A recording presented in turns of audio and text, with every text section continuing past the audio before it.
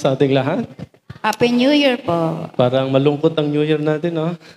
Maraming nangyari, maraming mga pinagdaanan ng tao. So, ano ba ang pampaswerte? Gusto niyo pampaswerte? Okay, so sa unang pagbasa natin, dalawang bagay ang gustong iparating ng Diyos sa tao. Simple lang, gawin ang pinakamabuti at magpakaligaya. Ganun lang. Naging masaya ba ang tao? Maraming pinagdaanan, Father, eh. Paano daw tayo maging masaya? So, meron tayong dapat maintindihan sa mundong ito na magbibigay sa atin ng swerte ngayong 2025. Una, itong binanggit ng ating mga eksperto na sa buhay ng tao ay dalawang pain. Ano ba itong pain na ito? Puro lang tayo pain. Okay, meron tayong tinatawag na the pain of discipline. Dito matututo ang tao at magtatagumpay. Meron ding tinatawag na the pain of regret. Ito yung sakit na wala tayong mapapala. Kung sa pain of discipline, meron tayong mapapala kasi natututo tayo. Okay? Yung sa kabila naman, ay minsan panghihinayang na lang. Okay? Nanghihinayang tayo sa mga pinaghirapan o mga ginagawa natin sa daigdig na ito. Take note, ang katotohanan ang mananatiling mangibabaw sa daigdig na ito. At minsan sa paniniwala natin at sa maling akala, doon tayo bumabagsak. So ano bang paniniwala natin? Yun ang ayusin natin. Ano bang paniniwala ng Kristiyano? Gaya ng ating gospel ngayon, na once na pinagkaitan natin ng isa sa pinakamaliit o kapwa natin, una ay ginawa mo sa Diyos, pangalawa ay sa kapwa. So, once na maintindihan natin na meron pala tayong concern, pananagutan sa isa't isa, doon din magsimula yung mangibabaw kung ano ang pinakamahalaga sa buhay ng tao. So, ngayon, alamin natin. Mga kapatid, sa palagay nyo ba kung magtatagumpay tayo sa mundong ito ay masaya na? Sa palagay nyo ba kung tayo'y puspusin ng Diyos ng mga pagpapala ay masaya na? Ano sa palagay nyo? Kung nasa atin na ba lahat ay masaya na? Alam niyo bang hindi? Kasi ang Diyos lang ang may kakayanan na magpuno sa mga pagkukulang sa daigdig na ito. Kaya nga ang term natin kay Kristo is mediator eh. Siya yung nag-connector. Siya yung nagpupuno, siya yung magbibigay sa atin ng kaisipan na malaya, masaya, kahit wala tayo sa mga bagay-bagay sa mundo ito. So, kung gusto nyo maging malakas, maging panatag, at magtatagumpay, sino ba dapat ang ating pinaka-foundation o modelo? Sa mundo, kung titingnan natin sa mundo, na-appreciate natin yung mga nagtatagumpay, na-appreciate natin yung mga naging masaya sa daigdig na ito. Pero alam nyo ba na kahit gaano sila katagumpay, malungkot pa rin eh. Di ba? Kahit gaano pa kasaya ang isang tao, meron talagang kulang. At isa sa mga tinitingnan natin dito ay Diyos, pananampalataya. Yun ang tinitingnan natin.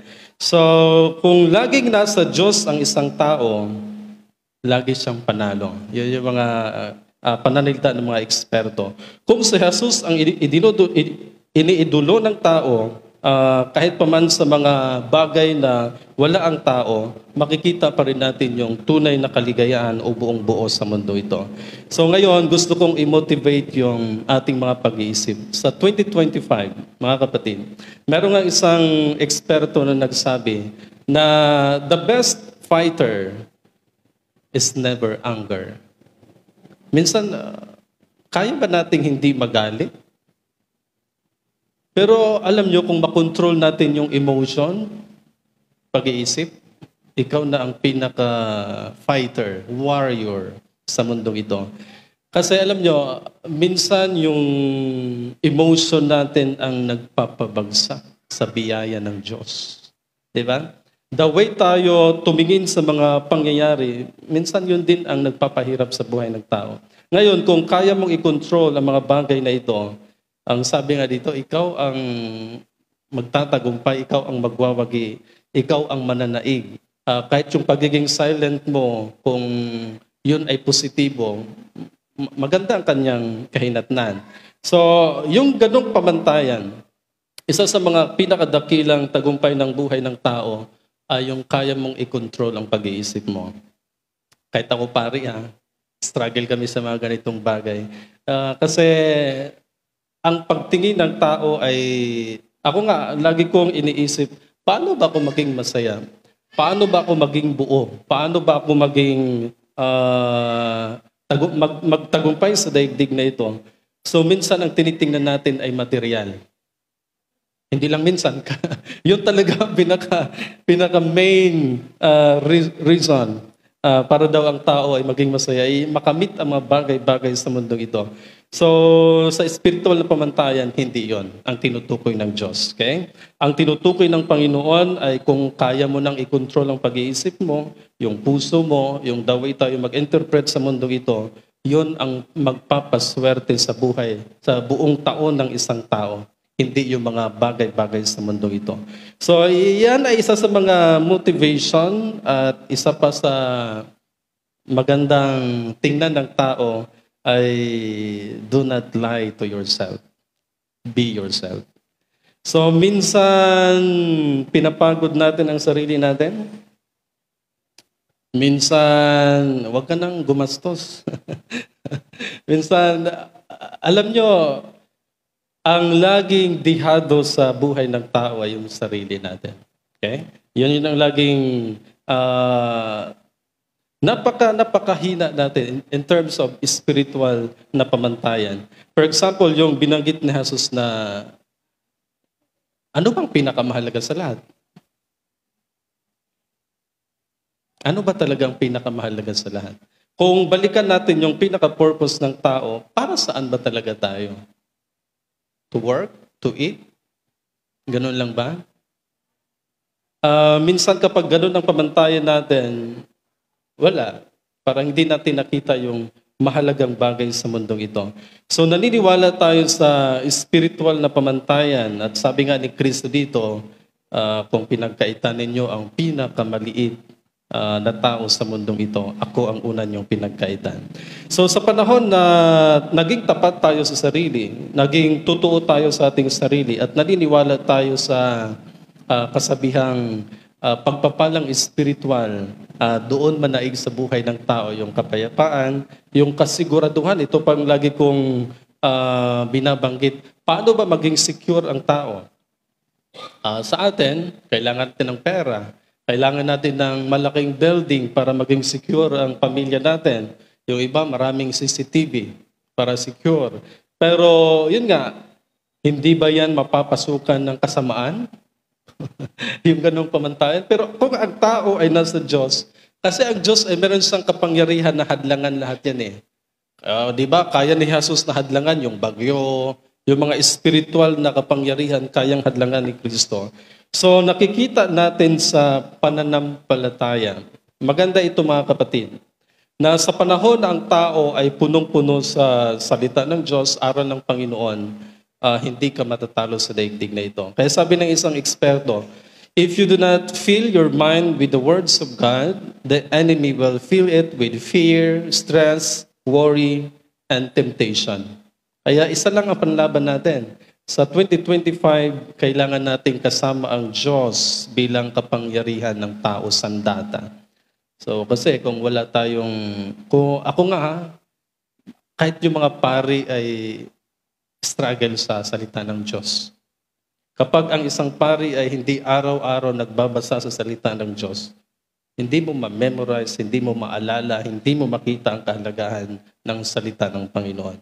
So kung ang isang tao ay punong-puno sa aral ng Panginoon, ay itong takot, itong depression, itong mga worries, temptation ay maiibsan. Kung hindi man maiibsan, ay talagang mahahadlangan lahat yan.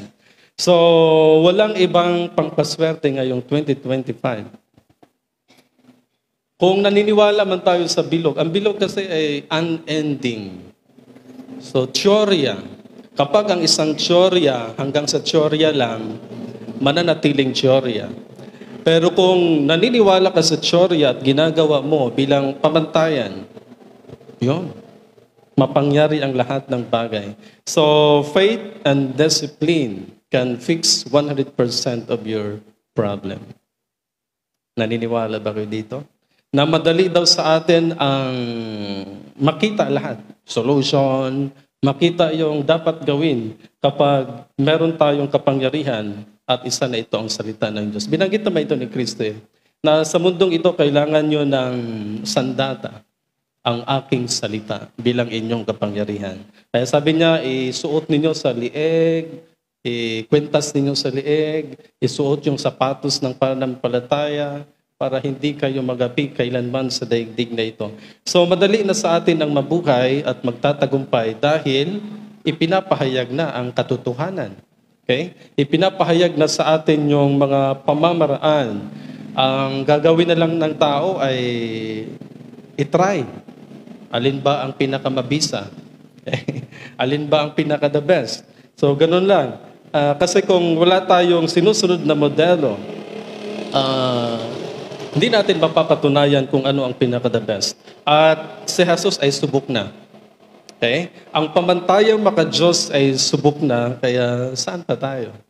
Ay, di sa Diyos na tayo. So, may mga teaching ang Diyos na magbibigay sa atin ng magandang pamantayan. At isa na ito ang pakikipagkapwa, paglilingkod, huwag kalimutan yung sumamba sa Diyos, huwag kalimutan yung makipagtulungan, huwag kalimutan makipag-ugnayan, huwag kalimutan makihalubilo. Kasi doon natin makita yung strength, doon natin makikita yung happiness, diyan natin makikita yung peace of mind. Okay? So, may mga pangyayari sa mundo na minsan nakakalito dahil lumalayo tayo sa spiritual. Yan ang dahilan.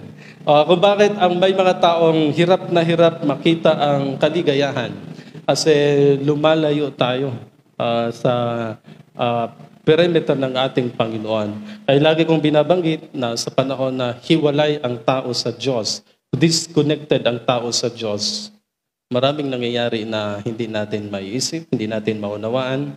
Maraming mangyayari sa buhay na minsan, panghihinayang na lang. Parang sayang na sayang. So, ayan. Isa sa mga bagay na dapat makita ng tao ngayong 2025 sa pananampalataya. So, sa espiritual na pamamaraan, makikita natin yung easy way.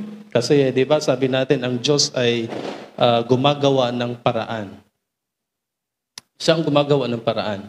So ngayon, kung kumikilala tayo na sa Diyos pala ang daan, katotohanan at ang buhay, ay hindi ka na mahirapan pa.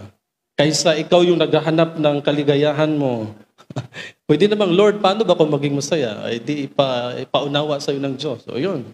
Kaysa ikaw mismo ang maghahanap, saan ba ko makakita ng kaligayahan? Kung ano-ano na lang ang ginagawa ng tao. Yun, nakita natin na pansamantala, minsan nagka-problema pa. So, mga kapatid, kung gusto niyo ng success at masaganang buhay sa mundong ito, pwede namang magreklamo sa Diyos Pero wag nating i-compare. Yan.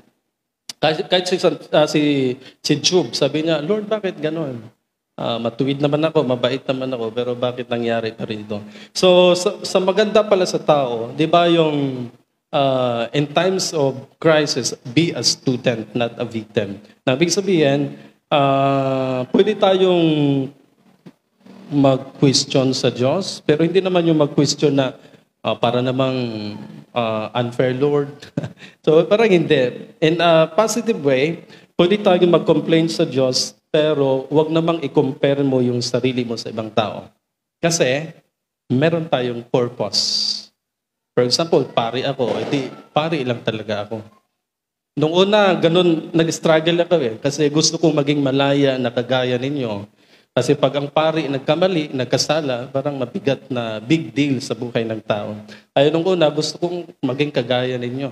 Pero nung naintindihan ko na pare talaga ako, di sa buhay ko na ito. Magpakatotoo ako dito kasi dito ako maging masaya. So, ganyan, mga kapatid. Kasi meron tayong pinaka-purpose sa mundong ito. At kung naintindihan mo ang pinaka-purpose mo at naging eksperto ka dyan mo makita ang tunay na ikaw, tunay na buhay, tunay na ligaya, tunay na tagumpay. At yung sinasabi natin kaninang magpakabuti at magpakaligaya. So makita natin yan sa panahon na naintindihan natin kung ano tayo sa daigdig na ito. So kahit anong gagawin mo sa buhay mo, kung hiwalay ka sa plano ng Diyos, madelay lahat. Lagi niyong tanungin ng Panginoon, Lord, para saan ba ako? Anong buhay ko? Anong daan na tatahakin ko? Tinatanong ko din yan dati. Kaya ito na ako ngayon. Yun. Magtanong sa Panginoon. Okay, good luck at naway ang 2025 ay maging magandang taon para sa ating lahat. Amen? Amen. Sa pangalan ng ating Diyos, Ama, Diyos, Anak,